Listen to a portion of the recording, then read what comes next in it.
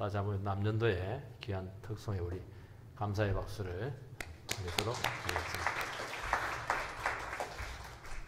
남전도가 아주 테이프를 아주 씩씩하게 너무 잘 끊으신 것 같습니다. 올 한 해 남전도의 또 우리 모든 기관들이 주연의 가운데 크게 부흥케 되기를 바랍니다. 제 친구 목사님이 한 7, 8년 전에 이제 유명한 교회에서 분리개척을 제1호로 이제 받게 되었어요. 그 교회에서도 굉장히 큰 모험인데, 그 목사님이 그 교회에서 오랫동안 목회를 했습니다. 근데 따라온다고 그러고 정말 따라올 것 같고 또 믿었던 사람은 안 오더라는 겁니다. 생각지도 못한 그런 성도들이 따라오더라는 거예요. 이걸 보면서 참 자기는 실망도 되기도 하면서 또 신기했다고 합니다. 그러면서 하나님께서 왜 개척하면서 이런 경험을 하게 했을까 하는 그 생각을 하게 되었는데, 개척하고 교회를 세워나가는 게 네 생각대로 되는 게 아니다. 처음부터 사람에게 기대할 생각 하지 말아라. 그리고 의지할 생각도 하지 말고 하나님만 바라보고 기도하면서 죽기 살기를 해라. 이제 그렇게 자기가 정리하고 응답을 받았다는 것입니다. 참 인생의 중요한 때, 또 어려운 때, 위기 때 우리는 너무 형편이 딱하기 때문에 그래도 가까운 사람, 그래도 도움이 될 만한 사람, 그래도 뭔가 비빌 수 있는 그런 사람들에 대해서 민감하지 않을 수가 없습니다. 이때 우리는 생각을 잘 해야 됩니다. 이것이 유리할 수도 있고 유혹이 될 수도 있다는 거예요. 왜냐하면 이것 때문에 하나님을 의지하지 못할 수가 있는 것입니다. 그래서 상황을 놓칠 가능성이 참 많다는 겁니다. 그래서 우리는 항상 신앙생활을 하면서 인생을 살아가면서 기준을 잘 정해야 됩니다. 오늘 오판을 하지 않으려면 어떻게 해야 되는가? 우리 인생에 명확한 기준을 가지고 있어야 됩니다. 이 부분이 흔들리면은 지축이 흔들리는 거니까 이거는 안 되는 겁니다. 인생을 계속 오판할 가능성이 굉장히 많습니다. 그래서 우리 인생에 빼도 박도 못하나 그 기둥을 몇 개를 탁 박아놔야 돼요. 그러면은 아무리 변수가 있어도 헤쳐나갈 수가 있습니다. 그게 뭡니까? 오직 구원은 여호와 하나님께로부터 나온다. 그거 믿고 하나님께서 해주실 때까지 기다리는 믿음을 가지시기 바랍니다. 오직 내 배우자는 하나님께서 정해주신다. 그거 딱 믿고 기도하면서 기다리면서 강구하시기 바랍니다. 있습니까? 당연히 있죠. 내 마음대로 줍니까? 그거는 모르죠. 내 마음에 드는 사람입니까? 그거는 모르죠. 주님 마음에 드는 사람인데 확실합니다. 확실해. 너무 확실하죠. 이리저리 찝찝거리 봐봐야 그거 돼도 안 되고 좋은 게 아닙니다. 이 부분이 불분명하면은 신앙생활 하면서도 늘 불투명해요. 이랬다 저랬다 여기 찝쩍거리 보고 저기 찔러보고 이렇게 하다가 이제 그게 상황에 끌려가는 것이거든요. 상황에 끌려가는 거예요. 그래서 결국에는 계산을 많이 합니다. 계산을 많이 해서 최적화를 해서 최선의 선택을 하는데 현실적인 선택이죠. 대부분은 굉장히 불행한 경우가 너무 많아요. 하나님께서 해주시면 하고 하나님께서 안 해주면 안 하겠습니다. 세게 나가세요. 하나님 세게 나가시면 하나님도 야 이놈 세네 이러면서 하나님도 빨리 움직이십니다. 그렇게 믿음으로 딱 나가면은 다 될 줄 믿습니다. 오늘 본문은 시드기야 벌써 오판이잖아요. 오판하면 안 되는데 그래서 결국에는 멸망을 당합니다. 유다가 멸망을 해요. 하나님께서는 멸망하지 않도록 그에게 기준을 계속 가르쳐 줬어요. 기가 닿도록. 그게 뭡니까?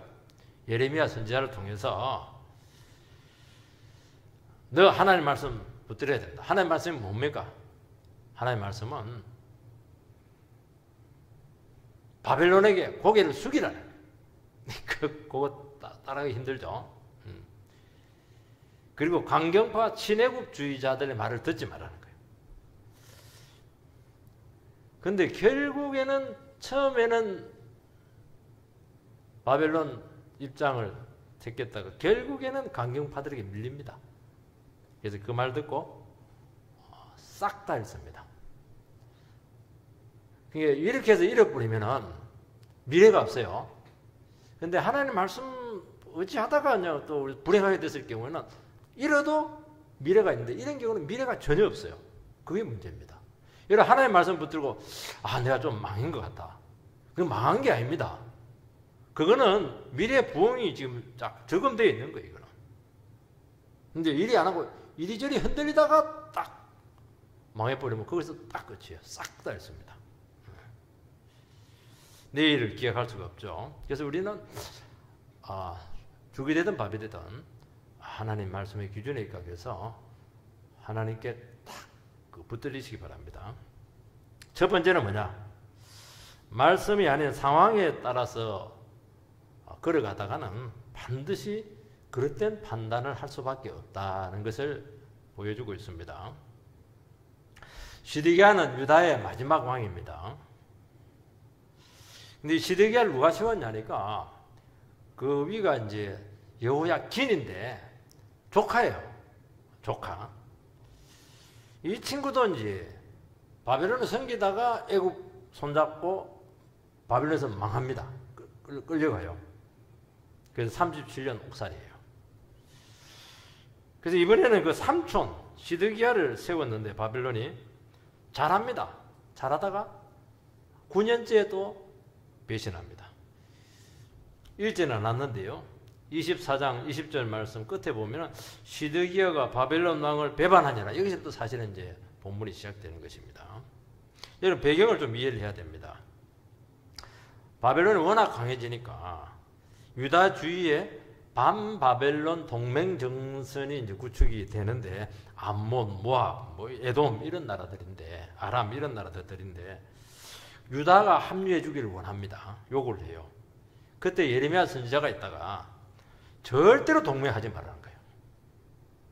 지금 이대로 바벨론하고 좋은 관계를 유지하는 길이 사는 길이라는 겁니다. 근데 문제는 뭐냐니까 이 바벨론하고 쌍벽을 이룬 나라가 애굽인데 애굽은 이제 한번 졌어요. 갈그메서 전투에서 패배를 하게 되는데 그때 이상에 또 애굽에 또 힘을 얻어요. 회복을 합니다. 여러분 유다를 이해를 할 때 우리 선동들께서는 뭘 기억해야 되냐면은 전통적으로 애굽을 의지하는 뿌리가 굉장히 있습니다. 우리나라가 오랫동안 중국하고 상대를 했기 때문에 친중파를 우리는 외면할 수가 없어요. 왜냐하면 너무 오랫동안 명나라, 청나라 이렇게 하다 보니까 유다는 애굽하고 너무너무 오랫동안 명맥을 모세 때부터 벌써 다 관계를 했잖아요. 그 솔로몬 때 그 공주 바로의 공주와 결혼하거든요. 왜냐하면 애굽은 오랫동안 강대국이었고 선진국이었고 학문과 문명이 최고로 발달한 그런 곳이었고 거기는 최신 무기들이 있었습니다. 하나님께서는 왕들에게 명령을 내리는데 은근 많이 가지 마라. 여자 많이 취하지 마라. 그래서 말과 병거를 위해서 애굽을 가지 말라는 거예요. 말과 병거는 애굽에 다 있거든요. 좋은 무기는 미국에 다 있잖아요. 그러니까 태생적으로 친애굽파가 득세를 합니다. 9년간 바벨론의 지배를 받았으니까 속이 편할 리가 있습니까? 굉장히 괴로웠죠. 이런 가운데 있을 때 유다 왕이 중심을 잘 잡아야 됩니다. 유다 왕이 태도를 확실하게 하면 상관이 없어요. 백성들이 왔다 갔다 늘 하는 거예요. 신하들도 왔다 갔다 할 수가 있어요. 근데 왕 한 사람만 딱 중심 잡으면 돼요.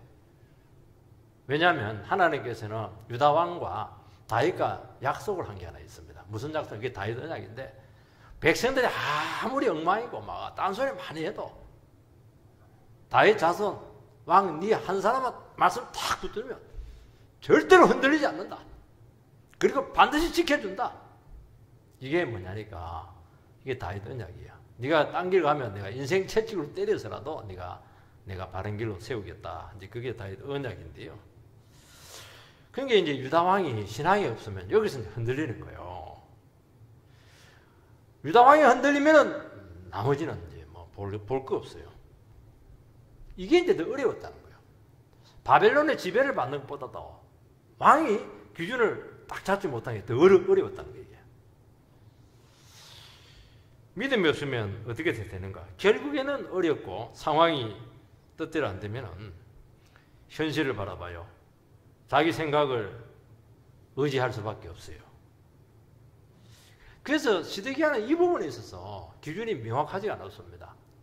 어제 제가 신방을 갔는데 그 과정에서 색깔이 분명해야 된다. 이 색깔이 분명해야 돼. 여러분 신앙은 색깔이 분명해야 돼. 흰색이면 흰색, 검은색이면 검은색, 붉은색이면 붉은색. 희끄무리하게 그러면 안 돼요. 흰색이 됐다가 재색 됐다가 검은색 됐다 이러면 안 되는 거예요. 똑같아야 돼요. 똑같아. 말함과 행동과 삶이 똑같아야 돼요. 요게 안 된 거예요. 요게 돼야 나라를 이끌어갈 수가 있고 하나님의 뜻을 이룰 수 있는 것입니다. 예레미야는 바벨론을 인정하고 따라했죠. 따라야 된다는 거예요. 근데 이제 대다수의 사람들은 친애국파이기 때문에 바벨론하고 오랑캐들하고는 저항을 해야 된다는 거예요. 누가 더 선명성을 가지고 있습니까? 당연히 그렇죠. 일본하고 붙어야죠.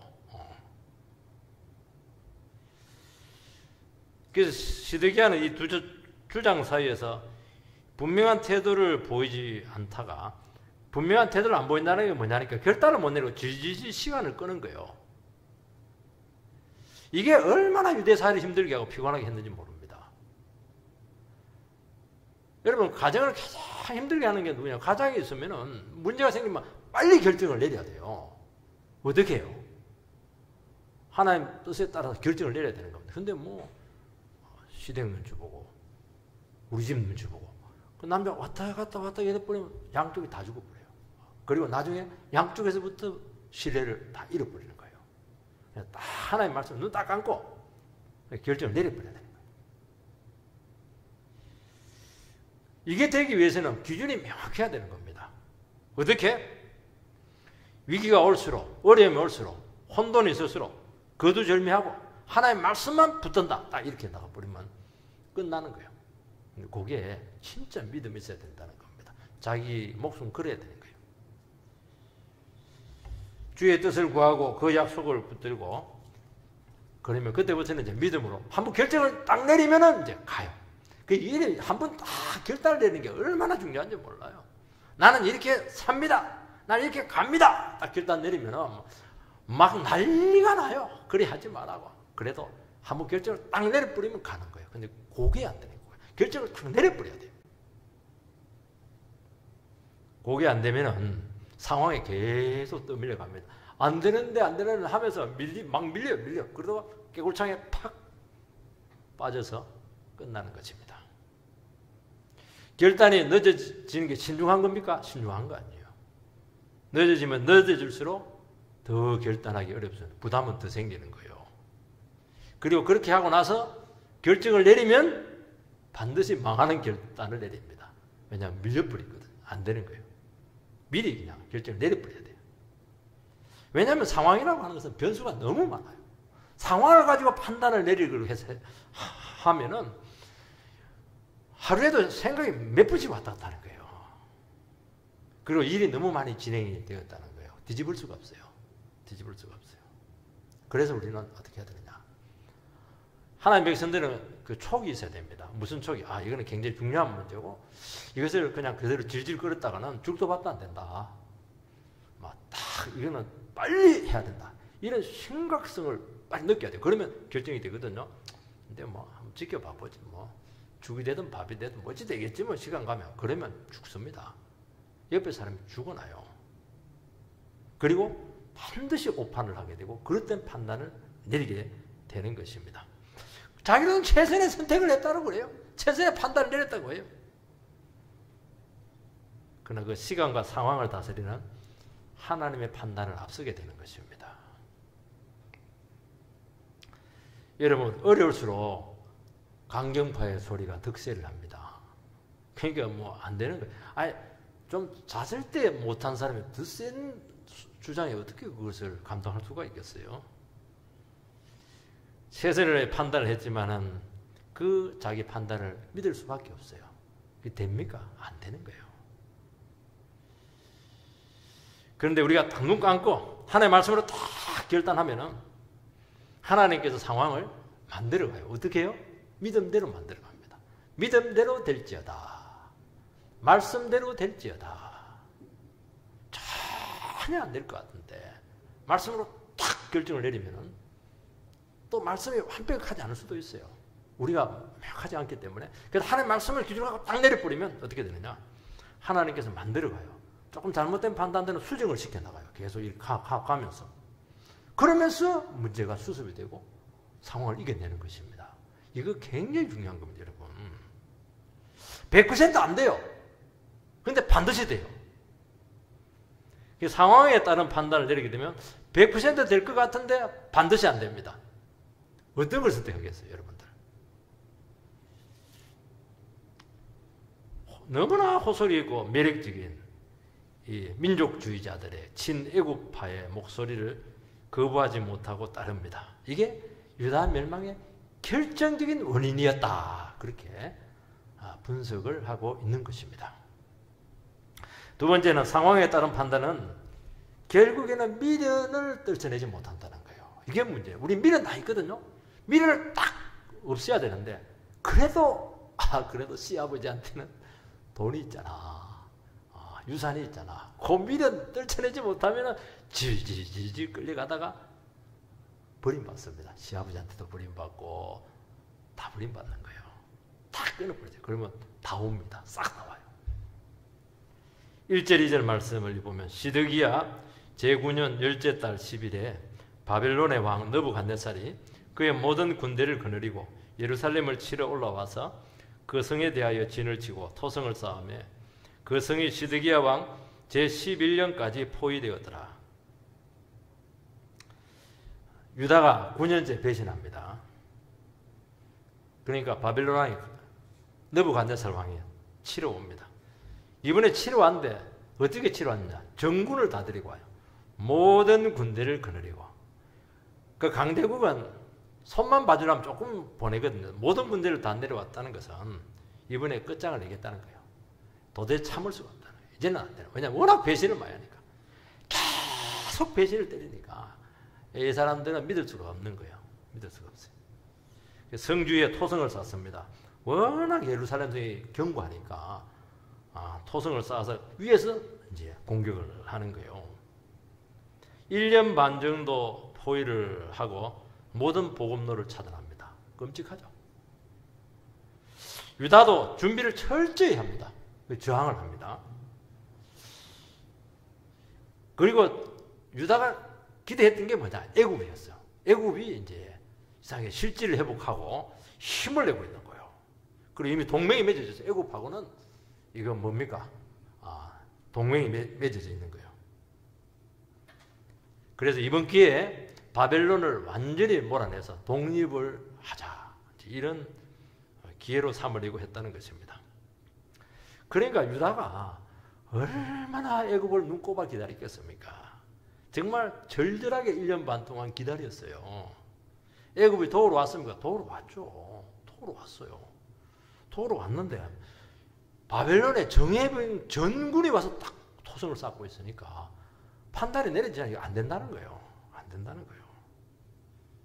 그리고 아무리 애굽이지만은 유다라고 하는 작은 나라를 위해서 자기 나라가 그렇게 큰 희생을 치를 필요가 없는 거예요. 다 계산이 나오잖아요, 벌써요. 그래서 왔다가 가버려요. 이걸 모른다는 거예요. 애굽이 도와준다 하면 하나님이 아닌데 왜 도와줘요? 도와주는 이유도 다 계산적으로 하고 이익이 있으니까 도와주죠. 그걸 몰랐다는 거예요. 하나님이 빠지면 그런 오류에 반드시 빠집니다. 반드시 빠져요. 될 것 같죠? 하려고 그렇게 해요. 반쯤 가다가 안 돼요. 그걸 알아야 된다네, 그걸. 그래서 우리는 위기나 어려울수록 정말 믿음이 필요합니다. 하나님의 뜻만 구하고 말씀만 의지해야 된다는 것입니다. 그러면은 하나님께서 순간순간 지혜를 주시고 그때그때마다 도울 손길을 줘요. 그러면서 그 상황을 이겨냅니다. 그러면서 계속 가는 거예요. 그럼 나중에는 완전히 이겨냅니다. 이게요, 참 오늘 우리가 그 세 가지 성경 보는데요. 겨자씨만한 믿음만 있으면은 이 산이 옮겨 바다에 던지라 하면 그대로 되리라. 우리 그 얘기했습니다. 겨자씨만한 믿으면 상황은 100% 안 돼. 하나님의 말씀은 비현실적이야. 안 될 것 같아. 어느 걸 선택해야 되느냐? 겨자씨만한 믿음 가지고 그냥 눈 딱 감고 그냥 하나님의 말씀은 희미하지만 그래도 하나님의 말씀 붙들자. 아브라함처럼 100세인데 그냥 아들 줄게. 무슨 100세인데 아들을 가져요. 그리고 땅 다 줄게. 가나안 땅 다 줄게. 어떻게 땅 한 평인데 땅 가져요. 그래도 하나님께서는 어떻게 합니까? 아브라함은 하늘의 별을 바라보면서 하나님 약속을 믿지 마. 그렇게 하니까 하나님께서 그의 믿음을 보시고 그가 하나님을 믿으니 의로 여기셨더라. 그 뭡니까? 이신칭의 교리가 거기서 나오는 거예요. 이신칭의 교리가 뭐냐? 100% 안 돼. 그래서 하나님의 말씀은 된다 했어. 그러면 믿는 거예요.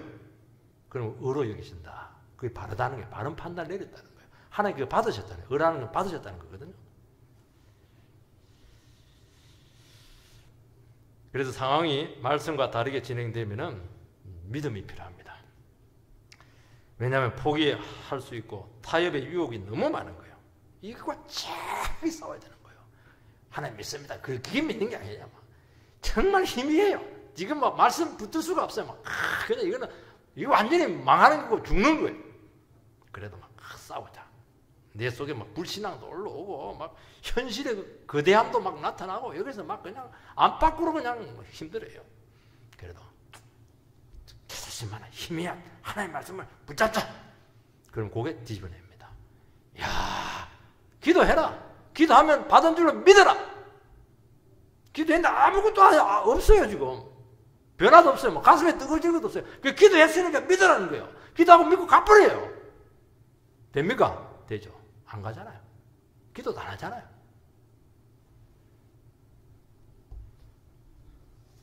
이때 이제 기준이 있어야 됩니다. 어떤 기준요? 하나님만이 도움이 된다는 겁니다. 하나님이 해주셔야 한다는 겁니다. 이게 다 기준이에요. 이거. 이 기준이 불분명하면 상황에 따라서 흔들립니다. 여러분 두 마음을 보면 마치 그 흔들리는 뭡니까 파도처럼 안 돼요. 삼각 파도 맞으면 팍 무너집니다. 하나님에 의지할 것 없다는 것 날마다 고백하시기 바랍니다. 그리고 잠잠히 그분만 바라보시기 바랍니다. 그러면은 반드시 살 길을 열어주실 줄을 믿습니다. 그걸 알아야 된다는 게 그게 믿음이에요. 실컷 믿는다 해놓고 자기 판단대로 다 하는 게 그거는 뭐가 믿음이에요. 그건 하나님 속이는 거예요. 그거는. 그래서 우리는 분명한 기준을 정해야 될 줄 믿습니다. 하나님이 원하시는 대로 하겠다. 무조건 기도하고 하나님께 매달리겠다. 인간적인 방법을 쓰지 않겠다. 이 기준을 정하는 거잖아요. 자기가. 그러면 타협과 해유와 위협과 유혹이 찾아올 때 주님께서는 어떻게 하느냐. 네가 그렇게 하면 어떻게 되는지 결과를 보여주는 것이 아니고 그 순간순간 분별력을 주세요. 그 상황에 따라서 분별력을 줍니다. 그래서 맞으면 yes, 아니면 no. 그것만 하면 돼요. 그래서 뭐냐면 하나님 뜻이면 yes, 하나님 뜻이 아니면 no. 그것만 하면 돼요. 그것만 딱 하면 하나님께서 나머지는 싹싹 정리해 나가요. 뭐 멀리까지 볼 필요 없어요. 지금 오고 있는 그 제의와 그 상황들이 그게 유혹이냐, 하나님 뜻이냐, 아니면 no 하면 돼요. 하나님 뜻이면 yes 하면 돼요. 그러면 하나님께서 이끌어가요. 상황은 불리하게 전개되는 것처럼 진행돼요. 흔들리죠. 그때마다 어떻게 하면 또 저렇게 나가서 자기를 비우는 거예요. 내 생각을 비우는 거예요. 그래서 하나님만 의지하지 않으면 안 되도록 주님께서는 점점 우리를 코너로 몰아가는 순간까지 여러분들께서는 믿음으로 견디어내야 되는 거죠. 뒤로 물러서면 내가 기뻐하지 않는다. 분명히 얘기했잖아요. 하박국서에. 뒤로 물러서면은 내가 기뻐하지 않는다. 물러서지 말라는 거예요. 견고한 진을 치고 버티라는 거예요. 그럼 주님 때가 되면은 모든 것을 한 방에 깨끗이 정리하고 해결을 해 주시겠다. 그렇게 말씀하고 있습니다.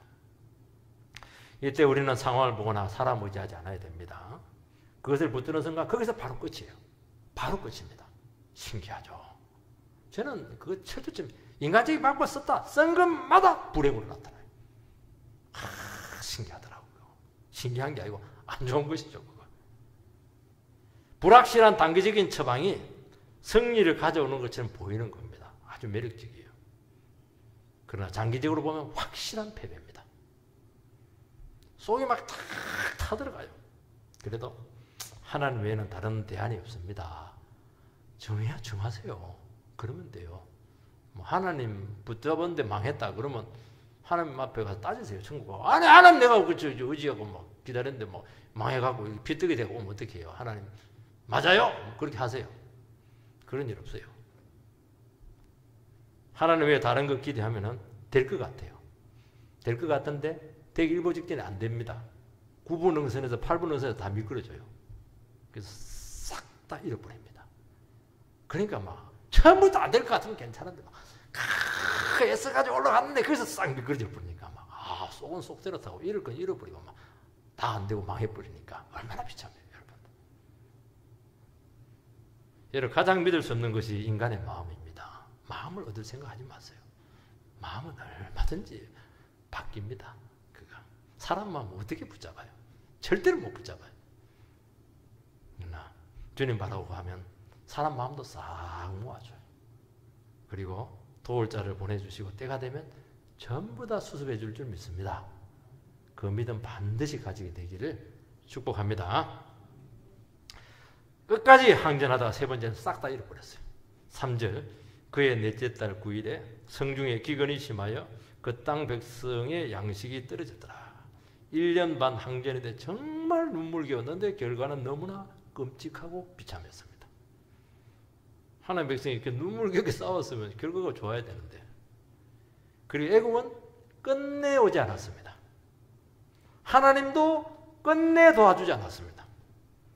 기근까지 겹쳐버렸어요. 엎친 데 겹친 거로 어려움이 오면요 이렇게 와요.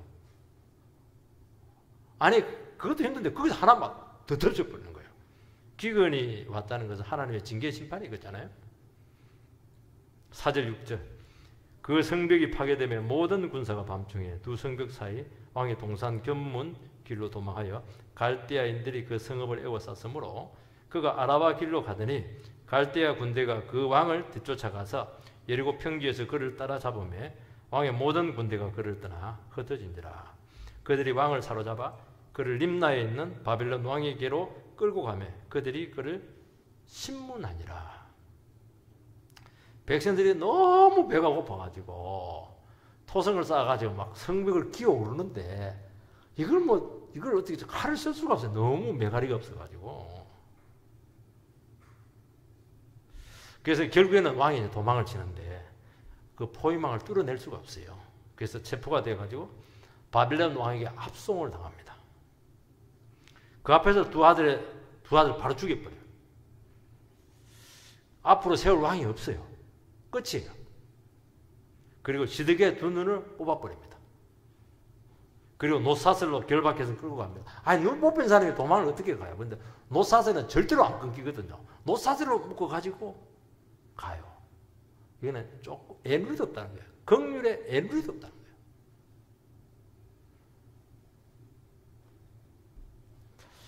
바벨론을 배신하면 이렇게 된다. 시범 케이스에 딱 걸려든 겁니다.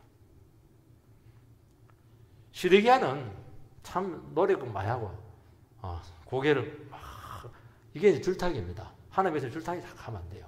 청룡열차 그거 청룡열차는 타도 되는데 고개를 자꾸 하면 안 돼요. 그렇게 하면 되게 무식하게 가보면 돼요. 시드기야는 건진 것 하나도 없어요. 잃을 것 싹 다 있고 그렇게 끔찍하게 비참하게 되었어요.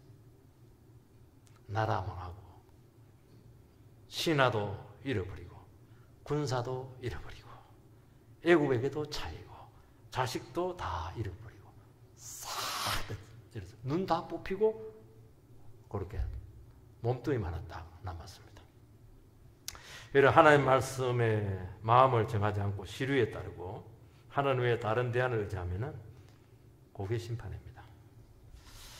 1년 반 항전 때 예레미야가 지금도 늦지 않아요. 1년 반이면 길어요, 여러분들이. 길거든요. 그때는 지금 전설이 지금 돼 있잖아요. 군포 있잖아요. 지금 포위가 돼가지고. 지금도 안 늦었으니까 항복을 하세요. 처절하게 애원을 합니다. 듣기 싫어가지고 예레미야를 감옥에 집어 넣어버리고 고생했던 그 고생을 물을 마시게 합니다. 승리하고 난 뒤에 너를 반드시 내가 죽이겠다는 거예요. 그때 바로 안 죽입니다. 승리하고 나서 죽이겠다. 하나님을 의지하지 않으면 이렇게 망하면서도 고집을 부린다는 것입니다. 뭐 더 이상 말을 할 수가 없어요. 자존심 때문에 대화가 되지 않습니다. 그렇게 고통 중인데도 불구하고 깨닫지 못해요. 여러분 깨닫는다는 게 그렇게 귀한 겁니다. 여러분 말이지 병들었다고 해서 다 깨닫는 줄 아세요? 사업 실패했다고 해서 깨닫는 줄 아세요? 회개 안 합니다. 죽어가면서 회개 안 해요. 회개라고 하는 건 진짜 은혜입니다. 이거. 그렇게 망하는 거예요. 그래서 망할 때 그때 압니다. 내가 왜 망하는지, 왜 두 아들이 죽어야 되고 내 두 눈을 왜 뽑혀야 되는가 그때 압니다. 해도 너무 했거든. 여러분 하나님을 의지하고 그분의 보호 아래 겸손히 살아가는 것이 이게 복인 줄 믿으시기 바랍니다. 그러면요 하나님의 말씀은 신기해요. 쓸데없는 허황된 기대를 안 하게 합니다. 하나님의 말씀은 하나님 외에 다 끊게 하거든요. 그래서 이게 미련이 없어요. 내 인생에 자꾸 미련을 가지시는 분들이 계시는데 그거 전부 다 유혹이거든요. 그 미련이 있으면 아무것도 안 돼요. 빨리 미련을 빨리빨리 끊을수록 하나님 뜻은 빨리 진행되거든요. 그래서 하나님 말씀을 끊어줘 버려요. 싹 끊어줘 버려요. 인정할 거 인정하고 고백할 거 고백하고 자를 건 자르고 그렇게 하는 거예요. 그리고 요행을 바라잖아요. 안 되는 건 안 되는 것이잖아요. 지금 아닌 것은 그때 가서 아닌 것이거든요. 지금 아니지만 그때 된다는 거예요. 그러니까 문제가 생기는 거예요. 지금 아닌 것은 안 되는 거예요.